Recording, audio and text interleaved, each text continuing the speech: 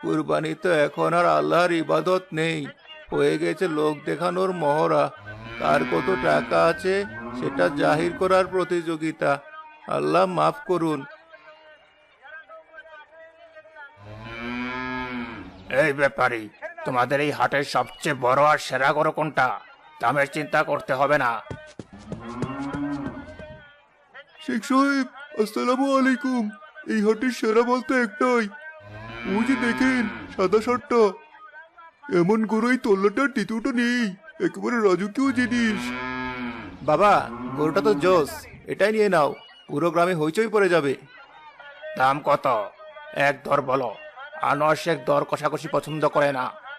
শিক্ষক, আপনার জন্য এক দৌড়, পুরো 5 লাখ টাকা, 1 টাকাও কম রাখা যাবে না। আরে বাপরে বাপ, 5 লাখ টাকা একটা গরুর দাম! আনোয়ার শেখের টাকার জোর আছে বটে, উনি যা ধরেন সেরাটাই ধরেন। ফয়সাল, গাড়িতে রাখা ক্যাশব্যাকটা আনো, এখনই টাকা গুনে দিয়ে গরু নিয়ে যাব।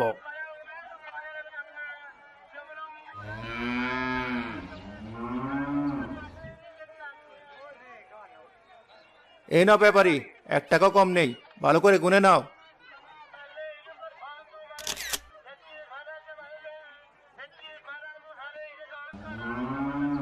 বাবার টাকায় হাটের রাজা।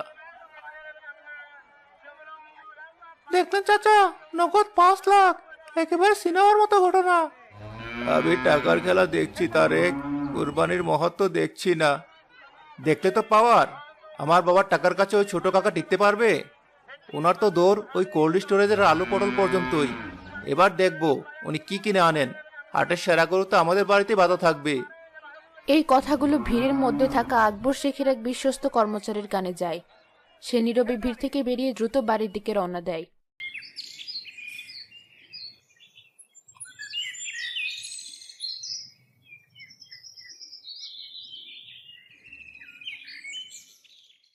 কি বললি তুই?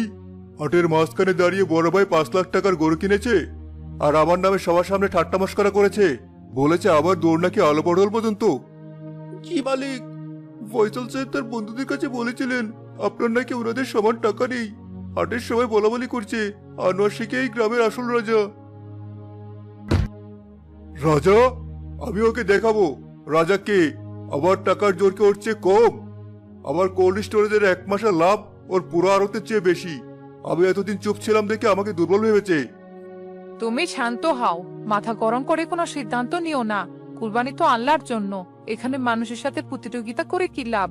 উনি কিনেছেন, ভালো করেছেন। তুমি চুপ করো সালমা, তুমি এসব বুঝবে না। এটা এখন শুধু আর কুরবানির বিষয় নেই, এটা আমার সম্মান আর ইজ্জতের প্রশ্ন। বড় ভাই আমাকে পুরো গ্রামের সামনে অপমান করবে আর আমি চুপ করে বসে থাকবো? এটা কোনোদিনও হবে না। তাহলে তুমি কি করতে চাও? আমি কাল সকালে সদরের সবচেয়ে বড় হাটে যাব। উনি যদি 5 লাখ টাকা দিয়ে সাদা গরু কেনেন, আমি 6 লাখ দিয়ে পাহাড়ের মতো বিশাল কালো সার কিনে আনবো। ওনার সাদা গরুর অহংকার আমি আমার কালো সার দিয়ে মাটিতে মিশিয়ে দেব। গ্রামের মানুষ দেখবে আসলে টাকার জোর কার বেশি। তোমার যা ইচ্ছা করো, আমি শুধু এতটুকুই বলবো, এই জেদাজেদিতে টাকার জয় হবে, কিন্তু আমাদের পরিবারের শান্তি চিরতরে হারিয়ে যাবে। মতিন সাহেব, কাল সকাল 6টার মধ্যে 6 লাখ টাকা ক্যাশ রেডি রাখবেন। আমি সদরের হাটে যাব, এমন গরু কিনবো যা দেখে ফুলপুর